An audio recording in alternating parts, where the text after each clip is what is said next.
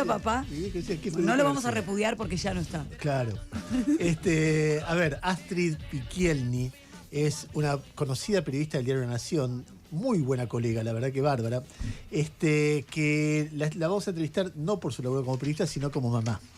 En el día de ayer tuiteó, contó la historia de su hijo, que es un joven con síndrome de Down, y que lo que contó es que el sistema la obligó a demostrar de nuevo que tiene síndrome de Down para mantenerle el certificado único, el certificado de discapacidad.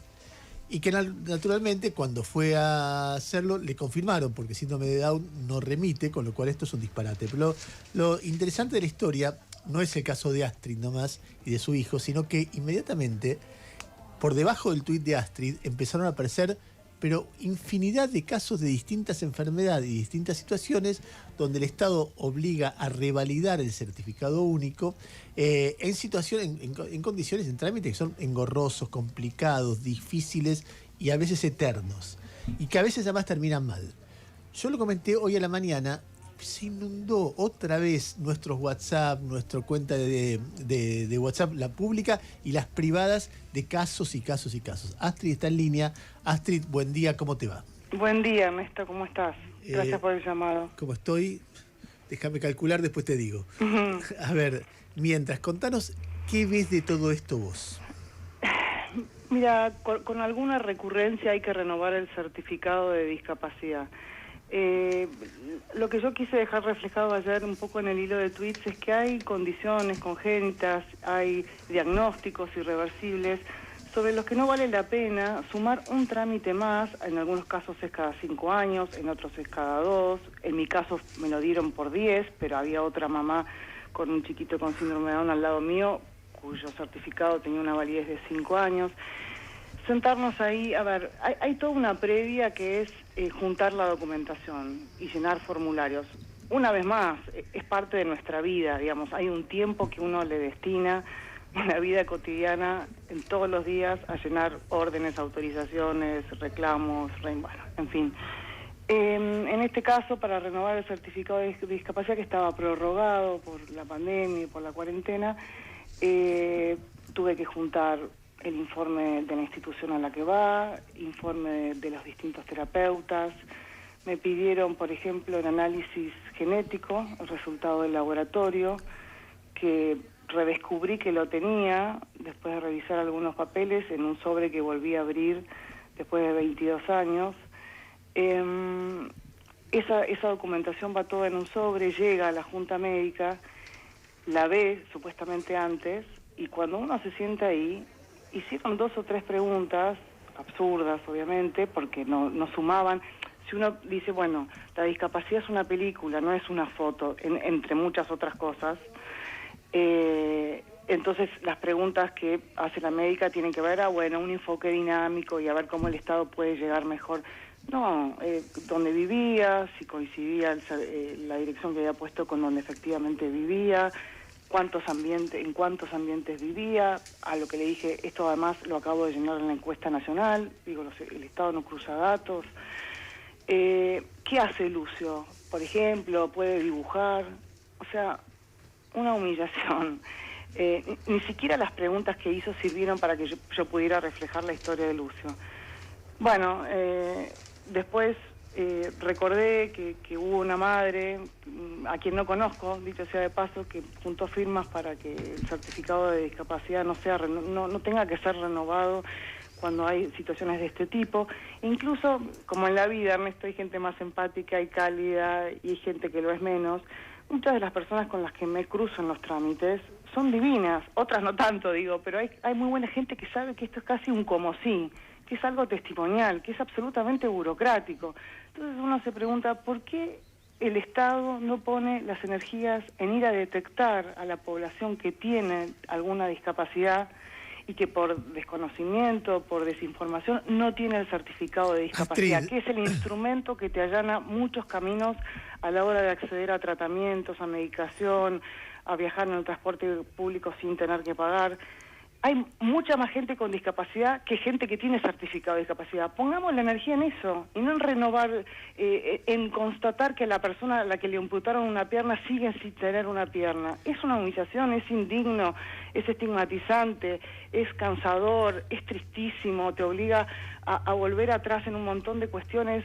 La vida de los que tenemos una persona a cargo, estamos a cargo de una persona con discapacidad, es cansadora, es luminosa en muchas otras cosas. No quiero quejarme, y además yo soy una privilegiada, así que quiero dejarlo claro. Mi hijo tiene posibilidad de acceder a un montón de tratamientos y tiene una vida llena de estímulos. Tengo una red de gente, amiga, familia, mi tribu, que hace que Lucio sea este sol que tenemos en nuestras vidas, pero ahí había personas que, digamos, habían viajado mucho para llegar a esa junta médica, que todo es, digamos, tienen que faltar al trabajo, tienen que llevar a una persona quizás tomando 2 o 3 colectivos para llegar. Yo llegué en auto, o sea, ¿para qué? Para volver a constatar que esa persona tiene una ceguera, como la persona que estaba sentada al lado mío con un bastón blanco, de la que tuvieron que asistir para entrar al cuarto de la junta médica.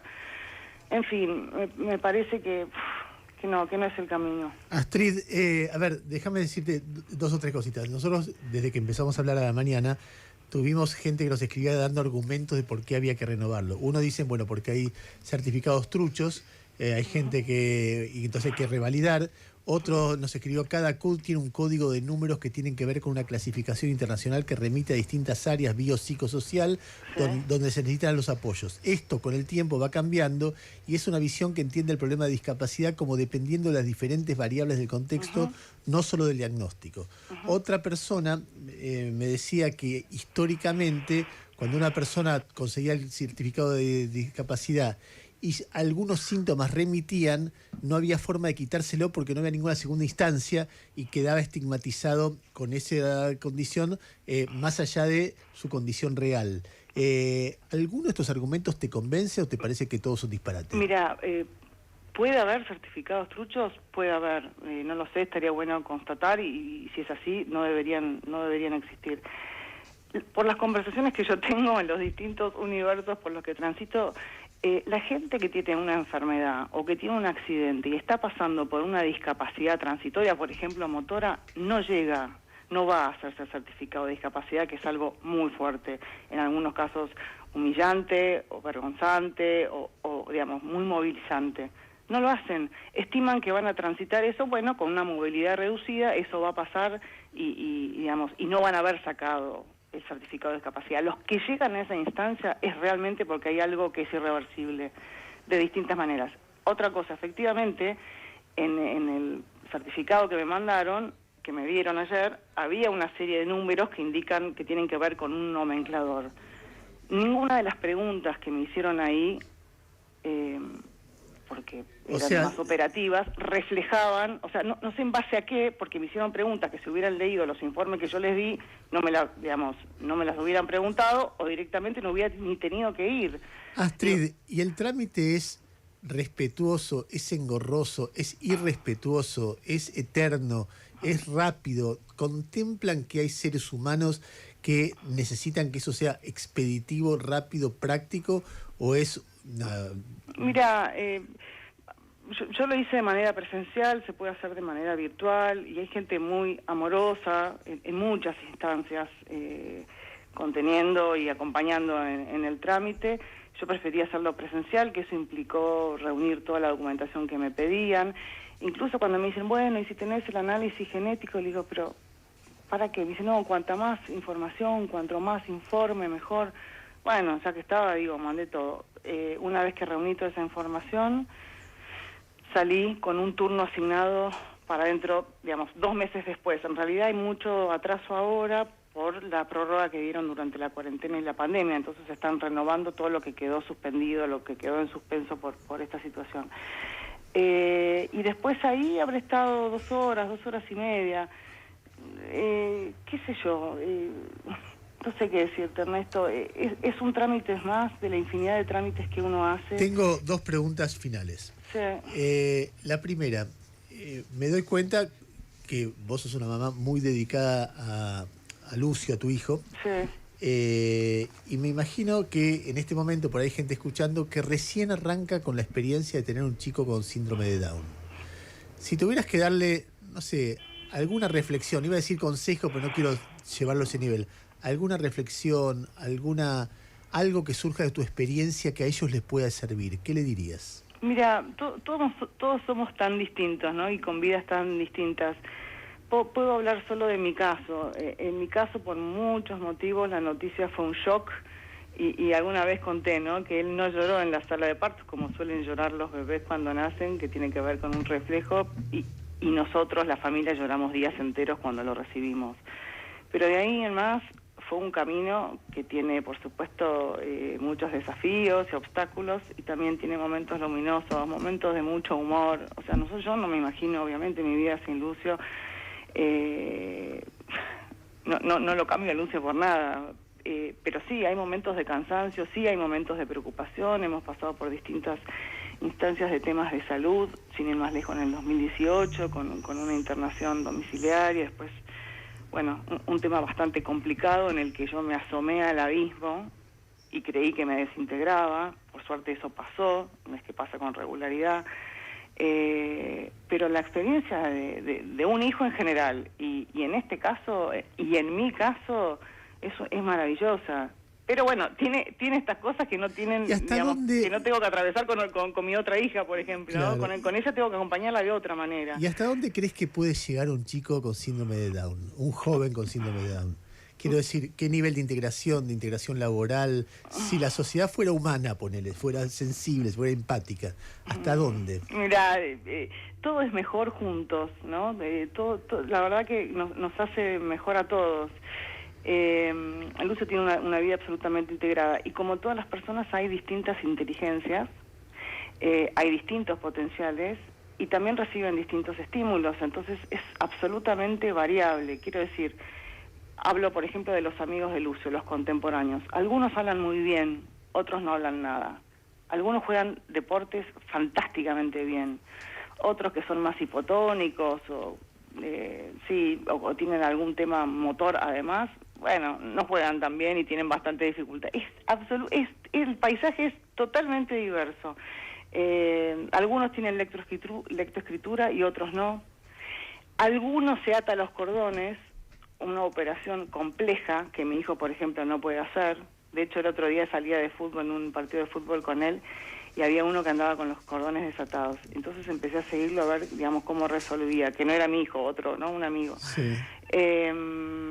Y entonces vi que el tipo se sentó, estuvo un rato ahí, pero lo resolvió. Bueno, eso es una operación, por ejemplo, que Lucio no puede hacer. Puede hacer otras, esa no.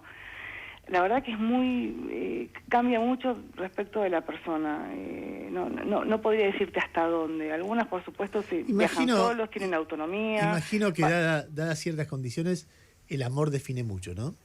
Sí, pero sí, y además hay, viste, como todos, capacidades distintas y potencialidades distintas. Algunos viajan solo en transporte público y tienen una autonomía envidiable, otros no.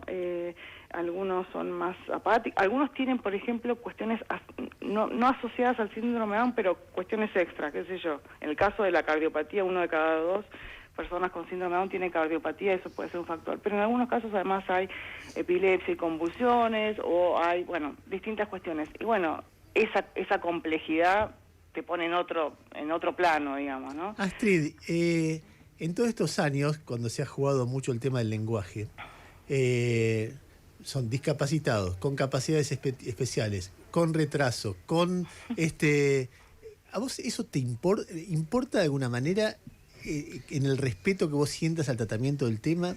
Más allá de que obviamente lo central no se juega por ahí, sino que el tratamiento sea respetuoso, humano, empático, pero la forma de denominarlo, y si es así, ¿cuál te parece que es la forma correcta de denominar, no sé, la condición que tiene tu hijo? Y yo me refiero a mi hijo como una persona con discapacidad, no con capacidades diferentes. Ni tampoco un discapacitado. ¿No? Y una cosa es el mundo de las palabras y el mundo de los hechos. Yo veo a muchos invocando términos, digamos, enredándose en palabras que son preciosas, y en la práctica no hay ningún tipo de inclusión, ni ningún respeto por la diversidad, y una mirada entre despectiva, o pobrecito, o qué pena, o qué carga, o qué cruz. Entonces, la forma en la que yo lo pienso a Lucio es mi hijo, que además tiene una discapacidad. O sea, Claro. él no es su discapacidad, pero Claro. tiene una discapacidad. Si la nombro, ¿cómo la nombro? La nombro así, Claro. que cada uno la nombre como quiera. Lo importante me parece más son las prácticas, ¿no? Que las palabras. En mi caso, pero bueno, cada uno piensa lo que piensa. Astrid, cerrar la nota como vos te parezca. No, gracias por el espacio. Ayer pasó una cosa de locos porque el hilo de tweet fue medio una catarsis. Yo no soy muy activa en redes, comparto a veces mi trabajo, lo que hago, las entrevistas que hago, pero ayer salí de ahí con una mezcla de furia, tristeza, cansancio, y en un momento dado tuve que apagar, el teléfono explotaba de mensajes, y cuando recuperé un poco la calma y me pasó lo mismo que a vos, empecé a leer las historias de los otros. Entonces dije, esto abrió la puerta a que otros puedan compartir sus historias que eran, digamos, que tienen que ser conocidas, que tienen que ser visibilizadas, y yo espero en esto, y con esto termino, es que esto que se trató en la Comisión de Discapacidad en Diputados, que después se trate en el recinto, que lo apruebe el Senado, que cambie, que la Agencia Nacional de Discapacidad, que haya una nueva ley de discapacidad, que los recortes para la discapacidad cesen, que no podemos tener a los más vulnerables de esta forma, ¿no? Sometidos a recortes, a reintegros que nunca terminan de llegar, a prestaciones que son de mala calidad. Así que bueno, nada, por un lado me conmovió y también me alegró ver esta cantidad inmensa de historias. Ahí hay un potencial de historias para contar, y historias que tienen que ser conocidas, y espero que los que tienen que decidir y tomar cartas en el asunto escuchen y lean esto, ¿no? Astrid, te mando un beso y gracias por la deferencia y la generosidad de estos minutos, gracias a vos por el espacio y la conversación. Un beso para todos. Astrid Gracias. Picchielni, periodista de La Nación, mamá de un chico con discapacidad, un chico con síndrome de Down, contando el trámite que tuvo que hacer para renovar el certificado de discapacidad. Es un trámite que por muchas enfermedades tiene que hacer mucha gente, y que es muy humillante. O por lo menos es lo que cuentan la mayoría de las personas que se han comunicado por Twitter con ella, por teléfono por nosotros, con WhatsApp por nosotros, etcétera, etc, etc, etc. 9:56, música de despedida.